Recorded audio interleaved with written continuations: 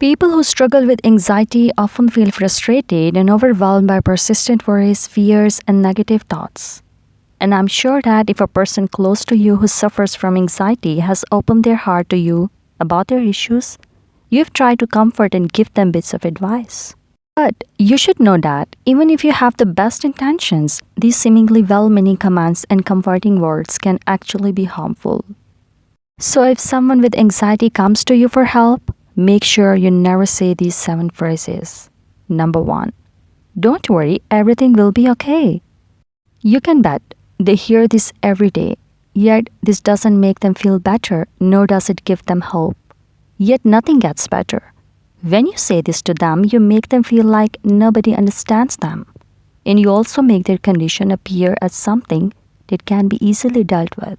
Well, this is definitely not the case. Instead, tell them I'm here for you. Let them know they can always count on you for your help and support.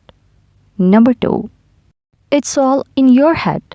Of course, that's the place where all our thoughts are formed. Anyway, what you mean by this statement is that they should ignore and replace their negative feelings with positive ones. So tell them this instead. If you can talk to me about what's going through your mind, maybe if you share your anxious thoughts with me, they won't be that persistent. Number 3.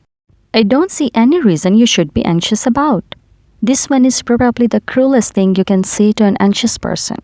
Who would like to be told that their worries, fear, stress, and negative thoughts are meaningless and unimportant? So if you know they're going through a tough time, either let them know they can talk to you about it and have an absolute trust in you, or don't say anything at all. Just be there. Number 4. Don't use the word should.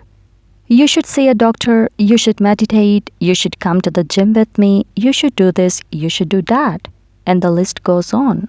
Most probably, should is the word that irritates anxious people the most. One crucial thing that people who don't suffer from this disorder fail to understand is that what anxious people usually want is someone who will just be there to listen to them, instead of giving them a heap of totally useless bits of advice. So instead of telling them what to do, think, or feel, ask them what they enjoy doing. Ask them if they would like to do something that would take their mind off their worries and make them feel better. Number 5. There are people with much more serious problems than yours. You know that? Of course there are, but how is their anxiety related to other people's small or big problems? They have their own burden they have to carry every single day. No matter what the reasons behind their worries are, they should never feel like their issues don't matter because others are having more serious problems. Everyone has the right to feel how they feel. So instead of minimizing their issues, tell them, I know this is hard for you, but know that you're not alone. I'm here to help you and you can talk to me about anything you want.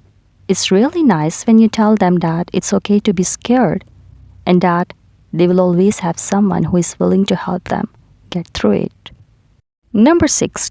Just be happy.